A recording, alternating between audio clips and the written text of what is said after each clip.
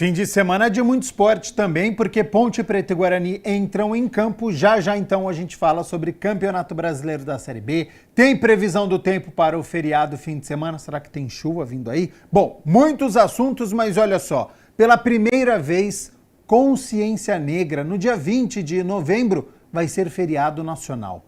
A data é uma referência à morte de Zumbi dos Palmares, homem negro pernambucano que nasceu livre e foi escravizado aos 6 anos de idade e que faleceu neste dia, no ano de 1695.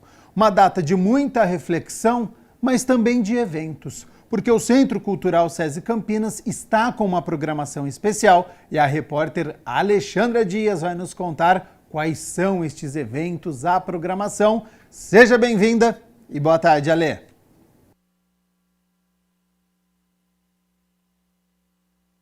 Gabriel Castro, muito boa tarde a você que nos assiste. É isso mesmo, Gabi. 20 é um dia para a gente refletir e repensar tudo o que aconteceu, mas a consciência são todos os dias, e o SESI, pensando nisso, criou uma programação específica para criar esse ambiente de reflexão e de valorização da luta pela liberdade e pelo fim da descriminalização. E para falar sobre a programação, eu estou aqui com a Gabriela Ramos, que é sua xará, e vai falar para a gente como é que vai acontecer. Muito obrigada pela sua participação, Gabriela. Muito obrigada a vocês. Então, o Centro Cultural SESI Campinas Amoreiras programou 3 atividades para esse mês. Importante reforçar que o SESI pensa nessa temática durante toda a programação que circunda o ano inteiro. Então, no dia 15 de novembro, a gente vai ter uma roda de conversa sobre a valorização e a representação do negro na cultura brasileira, às 15 horas da tarde. A partir da exposição Acervo Rotativo, que conta com mais de 400 artistas, o Educativo do SESI selecionou 3 obras para abordar tal temática.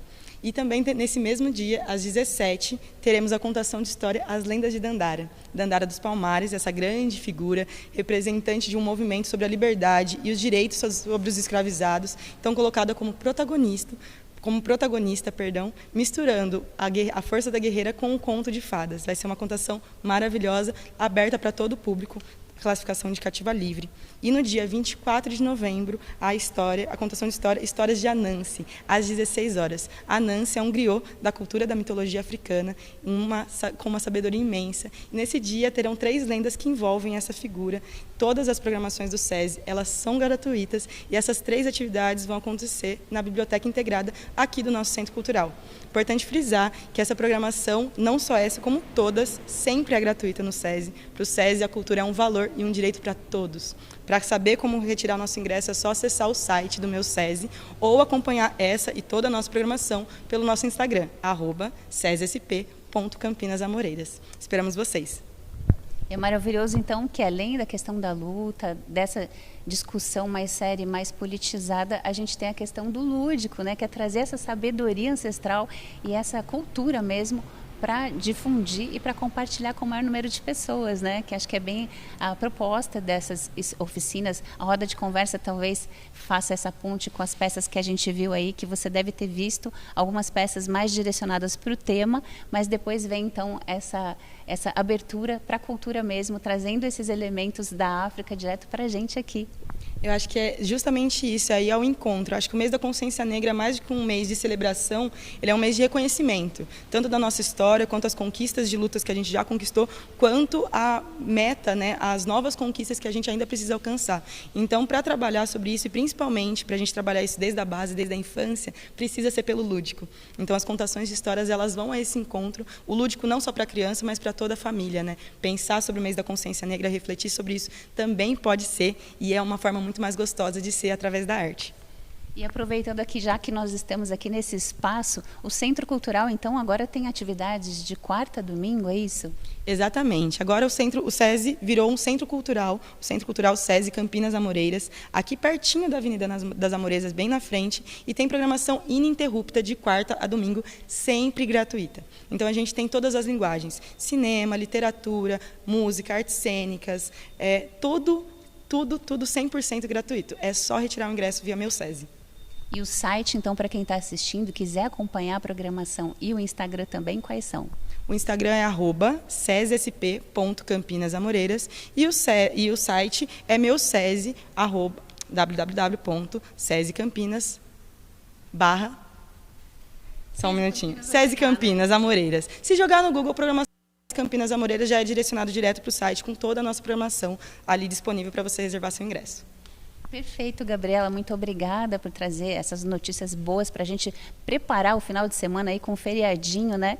E ampliar o nosso conhecimento sobre a cultura afro, que não é só aquilo que a gente já recebeu daqui, mas também buscar de lá, trazer essa consciência, esses elementos que chegaram para a gente e muitas vezes a gente nem tomou consciência, né? Muito obrigada. Obrigada a vocês. Acompanhem, nos sigam, aproveitem a programação e acho que é isso mesmo, né? Mais do que a gente somente acreditar na história que foi nos contada, a gente descobrir as histórias que não nos contaram. Então, acho que as contações de história e a reflexão da roda de conversa vai ao encontro dessa proposta de compartilhar, refletir sobre as histórias que não nos contaram e que a gente precisa saber, né?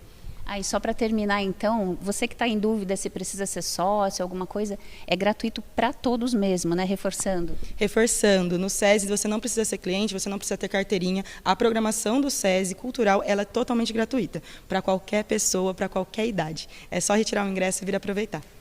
Muito obrigada, Gabriela, e um ótimo final de semana e feriado. Obrigada e para vocês também, esperamos vocês. Muito obrigada, Gabriel, você de casa que nos assiste, é com você no estúdio.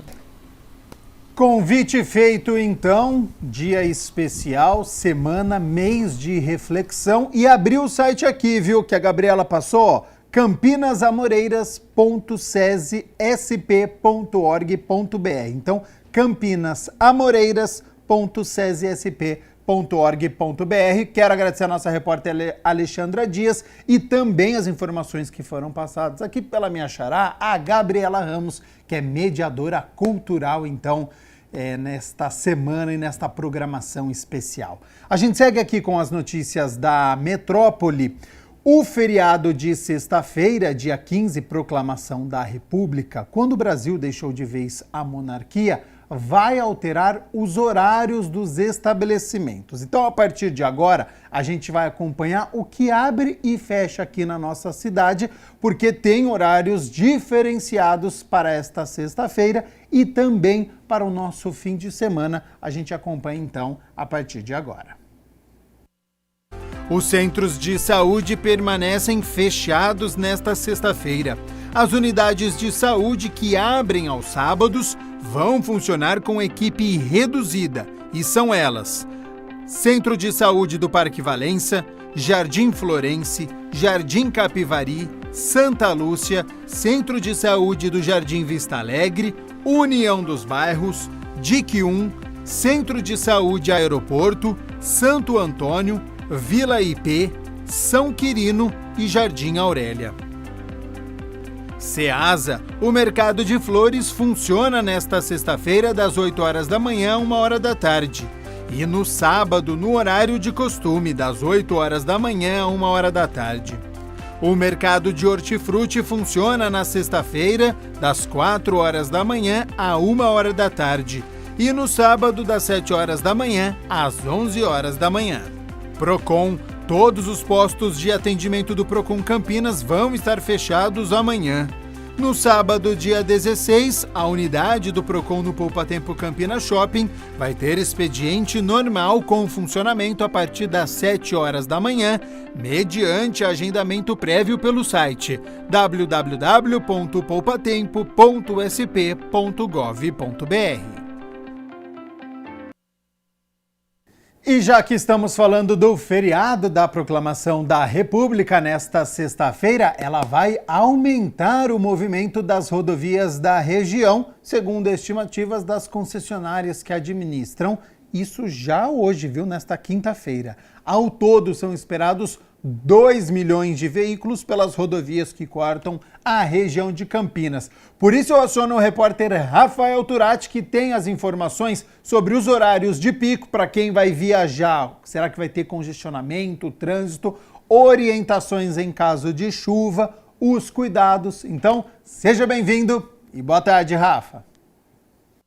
Boa tarde, Gabriel. Boa tarde a todos que nos acompanham no Câmara Notícia. Eu estou aqui no quilômetro 84 da Rodovia dos Bandeirantes, na base do 4º Batalhão da Polícia Rodoviária de São Paulo. Eu estou aqui com o capitão Fernando de Souza, que vai dar dicas para os motoristas que vão cair na estrada nesse feriado e também nos explicar melhor sobre a operação especial da Polícia Rodoviária para esse feriado prolongado de proclamação da República. Capitão, como que vai ser a operação especial da Polícia Rodoviária? A expectativa é que mais de 2 milhões de veículos passem nas rodovias da região aqui de Campinas? Boa tarde. Boa tarde a todos. Exato, o feriado da Proclamação da República, a Polícia Militar e o Policiamento Rodoviário do Estado de São Paulo, desde a 0 hora de hoje até a 0 hora do domingo, vai desencadear a Operação Proclamação da República. Haverá um reforço em todo o período de policiais, de viaturas, justamente para garantir maior segurança, trazer maior conforto para os usuários da rodovia e, obviamente, realizar a fiscalização de trânsito. Nesse período é aumentado o efetivo, né? O efetivo ele é implementado também com policiais do efetivo administrativo, incorporando o efetivo operacional. Então nós temos aí um aparato um pouco maior e também contamos com o apoio das concessionárias de rodovia e com o Departamento de Estradas de Rodagem em toda a malha rodoviária estadual paulista. E o fluxo de veículos nas rodovias já começa hoje? Sim, a previsão nossa é que a partir aí no período da tarde, início da noite, nós tenhamos um fluxo maior na data de hoje. Amanhã esse fluxo também deve ser aumentado no período da manhã, onde as pessoas estão deixando aí as suas cidades, a capital, né, com destino ao litoral, com destino ao interior. E aí o retorno do feriado, né, no domingo, no final da tarde e início da noite. E para quem vai cair na estrada, né, nesse feriado, quais as principais orientações, as principais dicas, Capitão Fernando? Tudo começa com um bom planejamento, né? O motorista ele precisa, antes de iniciar a sua viagem, fazer a revisão preventiva no seu veículo, verificando aqueles itens principais de segurança. Destaque para os pneus em boas condições de uso, calibrados, verificar a parte de iluminação do seu veículo, nós estamos num período de chuvas, então é importantíssimo, né? Os limpadores de para-brisa, verificar ali a água no para-brisa, os limpadores, as palhetas, elas têm que estar em perfeitas condições de uso. Os pneus, como eu disse, né, por ter um tempo chuvoso, o pneu tem que estar em ótimas condições, né, para que evite, então, o fenômeno da aquaplanagem, que é muito comum nesse período. E, aliado a isso, o motorista deve dirigir, principalmente sob chuva, numa velocidade mais segura, né, uma velocidade ainda menor em relação à velocidade máxima permitida, justamente para que ele não tenha nenhum dissabor na sua viagem. Estar descansado, não ingerir bebida alcoólica antes de iniciar a viagem, e se ele tiver uma necessidade pontual de fazer uma parada emergencial ao longo da sua viagem, né, por algum motivo, procure uma das bases da Polícia Rodoviária, procure um posto de abastecimento, um posto de serviço, uma base da concessionária, para que ele faça uma parada em local seguro. Jamais manuseie o celular enquanto dirige. Capitão, muito obrigado por todas essas informações, viu? Nós que agradecemos, estamos à disposição, conte sempre conosco. Numa emergência também vale deixar aqui o telefone para todos. O telefone de emergência da Polícia Militar e da Polícia Rodoviária é o telefone 190. Qualquer anormalidade na rodovia, qualquer emergência, nos contacte que nós vamos enviar uma viatura para que seja prestado o devido apoio. Então, muito obrigado, viu? Boa tarde. E Gabriel, só relembrando, né? Eu falei que a expectativa é de mais de 2 milhões de veículos, né, nas estradas aqui da região. Então, vou passar alguns dados sobre essa movimentação nas rodovias.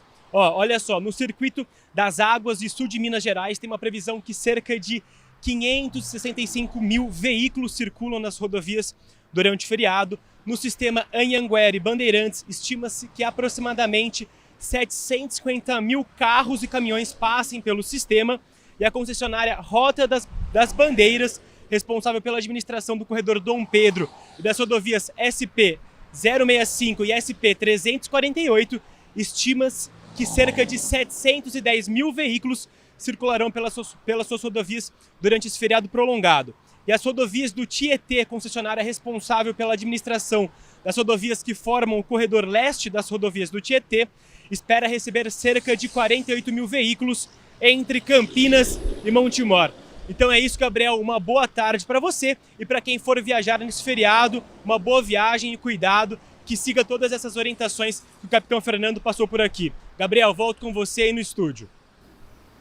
Boa tarde para você também, Rafael Turati. Muito obrigado pelas informações. Agradeço diretamente ali do posto e agradeço também o capitão Fernando de Souza, que é o porta-voz de comunicação social do 4º Batalhão da Polícia Rodoviária de São Paulo. Muita calma, paciência. Você viu aí 2 milhões de veículos por todas as rodovias que cortam, então, a nossa cidade. Calma, tranquilidade para poder chegar até o local, para quem vai descansar, para quem vai visitar a família neste feriado, que é junto com o fim de semana. Bom, 12:00 mais 22 minutos, a gente segue aqui com o Jornal Câmara Notícia, porque nesta semana aconteceu um leilão de cafés especiais aqui em Campinas e a renda foi revertida para pesquisadores do setor. A safra de 2024 trouxe desafios inéditos na produção de café por causa das mudanças climáticas. Mas com a pesquisa agrícola, esses efeitos podem ser diminuídos. A pesquisa aí se torna fundamental, né? Como já foi fundamental para criar novas opções de cultivo para diferentes ambientes de produção. A pesquisa agrícola, ela está trabalhando, ou sempre esteve, no sentido de você buscar cultivares, ou vamos falar de sistemas de produção que possam minimizar esses efeitos climáticos. O café sofre muito com a fenologia, que são as estações de cada parte da planta, né? E quando dá um excesso de chuva ou um déficit hídrico, isso afeta muito. No caso do café em 2024, foi um ano diferenciado mesmo, muito seco, e foi influenciar negativamente no florescimento. Isso é muito importante também, porque solo e clima devem ser tratados juntos. No caso, então, de seca, você deve ter um sistema de irrigação, seja ele por cima ou a conta-gota, tem vários tipos, né, para que possa minimizar o problema. Em reconhecimento ao trabalho desenvolvido por pesquisadores brasileiros no aprimoramento da genética e inovação, crucial para o enfrentamento do aquecimento global, a edição deste ano do leilão anual Masterpiece da Terra será dedicada exclusivamente aos pesquisadores brasileiros, cientistas, geneticistas e estudiosos. Eu sou sincero em dizer que quando me propuseram esse prêmio, este momento difícil que passa o IAC, a pesquisa no Brasil, eu fiquei maravilhado. E por conta dessa história, a gente pôde resgatar pessoas até que já se aposentaram ou que morreram, mas que foram os arquitetos da nossa competência cafeeira no mundo, os arquitetos que desenharam o agronômico como líder mundial de cafeicultura. E foi também para suas famílias uma forma de serem agradecidas e respeitadas pelo que os maridos, vivos ou mulheres, né, como a Maco, fizeram. Olha, tudo que puder, o valor total desse evento, dessa venda, será destinado justamente à melhoria da pesquisa, a prêmios aos pesquisadores. E como cada café vai ter o nome de um, por exemplo, na Itália alguém compra o lote do Alcides Carvalho, que já faleceu, mas vai ter escrito a história dele, a família dele está aqui hoje, ou o Coraci Dalprá também vai ser assim, ou seja, vai ser homenagear os vivos e os mortos, mas que foram pais, eu diria, da minha história de café, que eu vim aqui no agronômico desde criança, e a história da terra e a história do Brasil.